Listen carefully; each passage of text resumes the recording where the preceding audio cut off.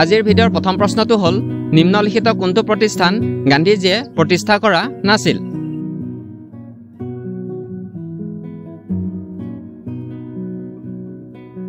আৰু ইয়াৰ এনসাৰটো হ'ব অপচন সি বিশ্বভাৰতী এতিয়া নেক্সট দ্বিতীয় কোৱেশ্চনটো দিয়া আছে পৃথিৱী বিখ্যাত হ্যাৰি পটাৰ সিৰিজখনৰ লেখক কোন আছিল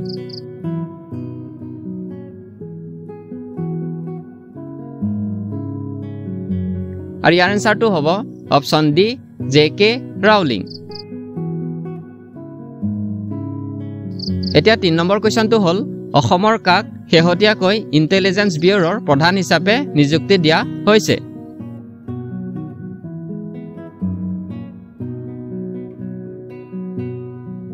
আৰু ইয়াৰ এনসাৰটো হ'ব অপচন বি তপন কুমাৰ ডেকাক নেক্সট ৪ নম্বৰ কোৱেশ্চনটো দিয়া আছে ডট ৱেভ তলৰ কোনটোৰ ফাইল এক্সটেনশন হয়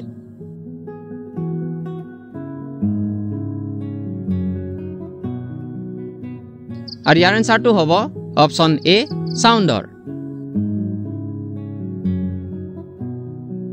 এতিয়া নেক্সট ৫ নম্বৰ কোৱেশ্চনটো হ'ল উত্তৰ কোৰিয়া আৰু দক্ষিণ কোৰিয়াৰ মাজত সীমাৰেখাডালক কি বুলি কোৱা হয়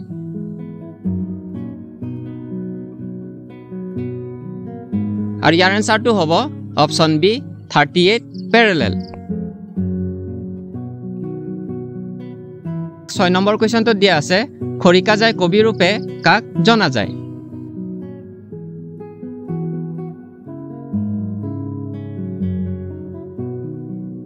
আৰু ইয়াৰ এনসাৰটো হ'ব option D Bhabananda Rajkhowa ৭ number কোৱেশ্চনটো হ'ল ভাৰতৰ বিখ্যাত বদ্ৰীনাথ মন্দিৰ ক'ত অৱস্থিত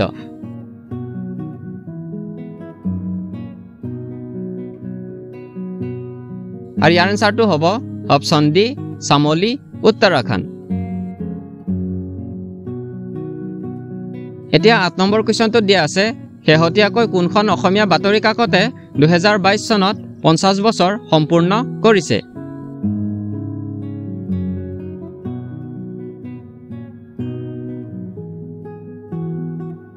আৰু ইয়াৰ এনসাৰটো হ'ব অপচন বি অগ্ৰদূতে এতিয়া নেক্সট ৯ নম্বৰ কোৱেশ্চনটো হ'ল ভাৰতৰ উপকূলীয় অঞ্চলৰ অনুমানিক দৈৰ্ঘ্য কিমান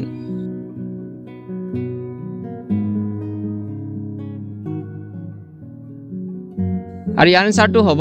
অপচন বি ৭৫০০ কিলোমিটাৰ ১০ নম্বৰ কোৱেশ্চনটো দিয়া আছে কোনজন সংস্কৃত কবিয়ে বিখ্যাত গীত গোবিন্দ ৰচনা কৰিছিল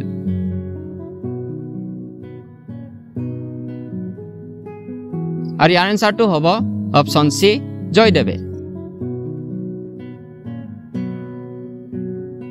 ১১ নম্বৰ কোৱেশ্চনটো হ'ল এচিড বৰষুণ নিম্নলিখিত কোনটোৰ বাবে হয়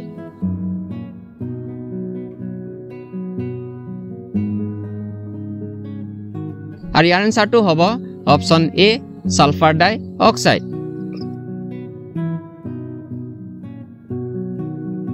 ১২ নম্বৰ কোৱেশ্চনটোত দিয়া আছে নিম্নলিখিত কোনটো উৎসৱ নাও খেলৰ সৈতে জড়িত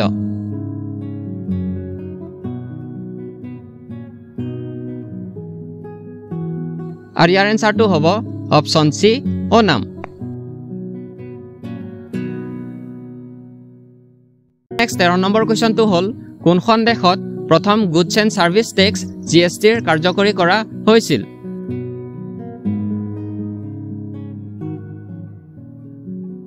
আৰু ইয়াৰ এনসাৰটো হ'ব অপচন এ ফ্ৰান্স ১৪ নম্বৰ কোৱেশ্চনটোত দিয়া আছে বিএছএনএলৰ মুখ্য কাৰ্যালয় ক'ত অৱস্থিত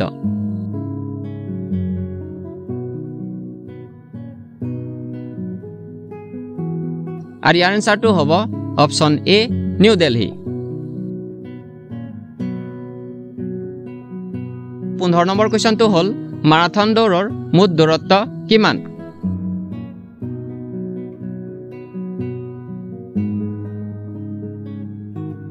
আৰু ইয়াৰ এনসাৰটো হ'ব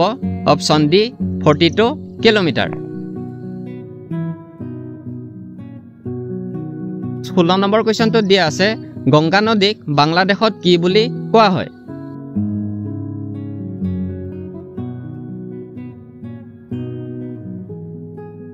আৰু ইয়াৰ এনসাৰটো হ'ব অপচন এ পদ্মা নদী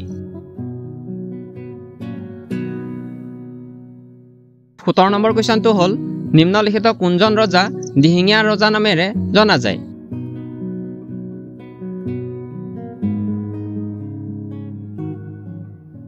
আৰু ইয়াৰ এনসাৰটো হ'ব অপচন এ চহুংমুহু 4 নম্বৰ কোৱেশ্চনটো দিয়া আছে অসমৰ প্ৰবীণা শইকীয়া বঁটা কোনটো সৃষ্টিশীল কৰ্মৰাজিৰ বাবে প্ৰদান কৰা হয়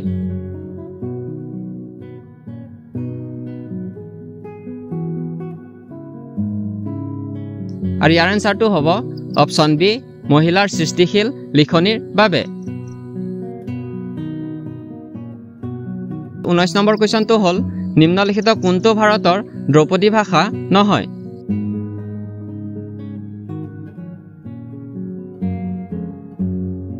আৰু ইয়াৰ এনসাৰটো হ'ব অপচন এ নেপালী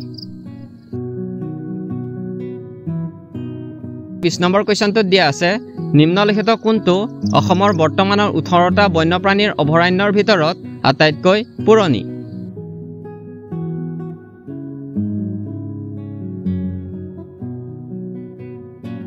আৰু ইয়াৰ এনসাৰটো হ'ব অপচন সি গৰমপানী অভয়াৰণ্য ভিডিঅ'টো আজিলৈ ইমানে আপোনালোকে কিমান মাৰ্কস কৰিব পাৰিলে কমেন্ট বক্সত কমেন্ট কৰি জনাব পুনৰবাৰ সকলোকে লগ পোৱাৰ আশাৰে আজিলৈ ধন্যবাদ